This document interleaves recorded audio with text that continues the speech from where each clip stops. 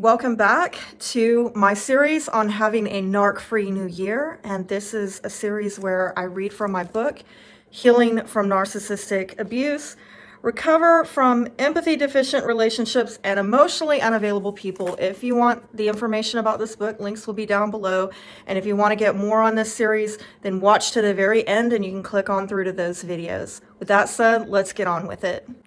Page 132. How to avoid the emotionally unavailable. Here's some ideas on how to be on the lookout for emotionally unavailable partners so you can put distance between yourself and them before they do it to you. Here are 6 personas to watch out for. Now, in this book, I talk about persona number 1, the bad listener, persona number 2, the controller, persona number 3, the perfectionist, 4, the anger mismanager, 5, the inconsiderate and evasive, 6, the very important person, VIP. If you want to read about it in this book, you can. I also have a video, which I will put at the tail end of this one, where I actually talk about emotionally unavailable people. So if you want to watch more about this on video, you can certainly click on through at the end of this video. But I will say that after covering that subject in this book, I discuss imbalances and how we need to consider it. And this is about paying attention to imbalances in relationship, not just emotionally, but verbally. For example, is this other person monopolizing the conversation? And if something does get out of balance and you try to confront the issue head on, are they being responsive or reactive? Are they getting defensive? Again, with the mixed signals that I mentioned earlier, be aware of when they leave you unsure about where you stand with them because they're very unclear with their evasiveness. It's an opportunity to clarify. And if someone's not purposefully being, vague, then they are going to want to clear it up with you. They're going to want to have more understanding. They're not going to be annoyed by your effort to understand them better. They'll be honored by it and they're going to try to match your efforts. So other imbalances to consider: are they not introducing you to family and friends? Are they trying to keep your relationship secret? And does this leave you feeling like you're being used? Do conversations never reach a depth of understanding and exchange where you're able to understand them and know what their motives are? Do they put limitations on your ability to communicate so that most of it is through email, social media, and text, not face-to-face?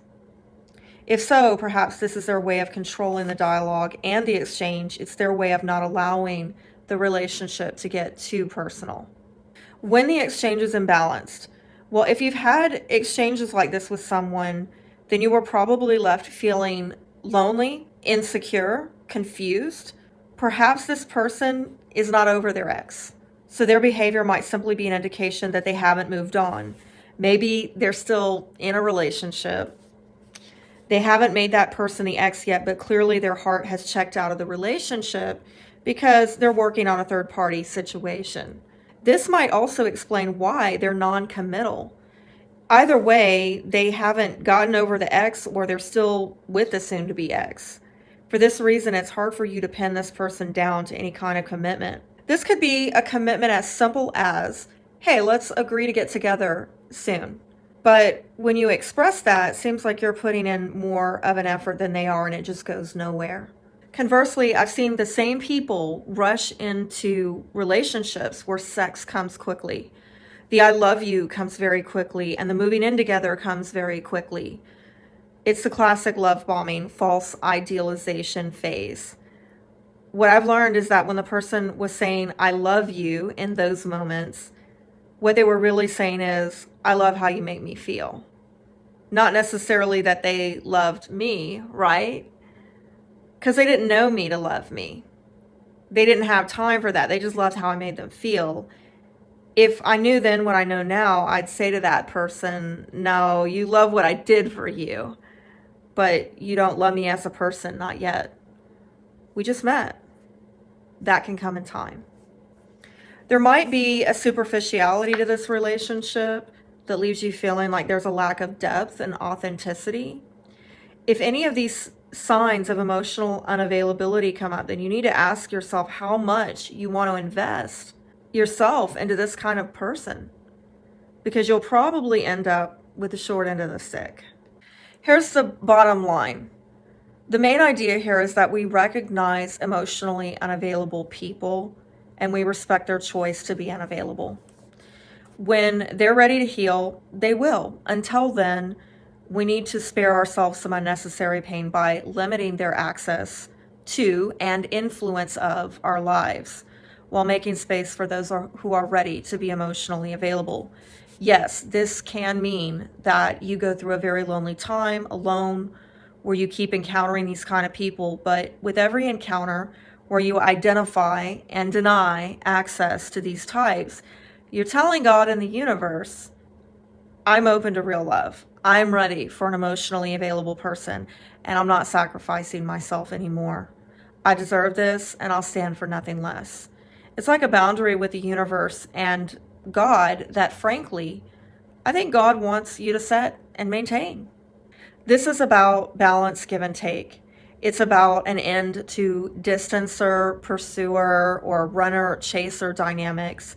It's the beginning of a connection that transcends differences and shortcomings openly, honestly, and fairly, so both parties are vulnerable in helping each other achieve their desires. If you're interested in purchasing this book, Healing from Narcissistic Abuse, Recover from Empathy Deficient Relationships and Emotionally Unavailable People, remember, it is on Kindle ebook version. You can get it on audiobook at Audible, and you can also get it in print at Amazon.com. And for those of you who like to sit back and watch and listen, well, I've got the video version over at my Etsy shop. Links for all of these are going to be found down below. And if you want to watch the next video available on narcissism, click here. Thank you all for your support.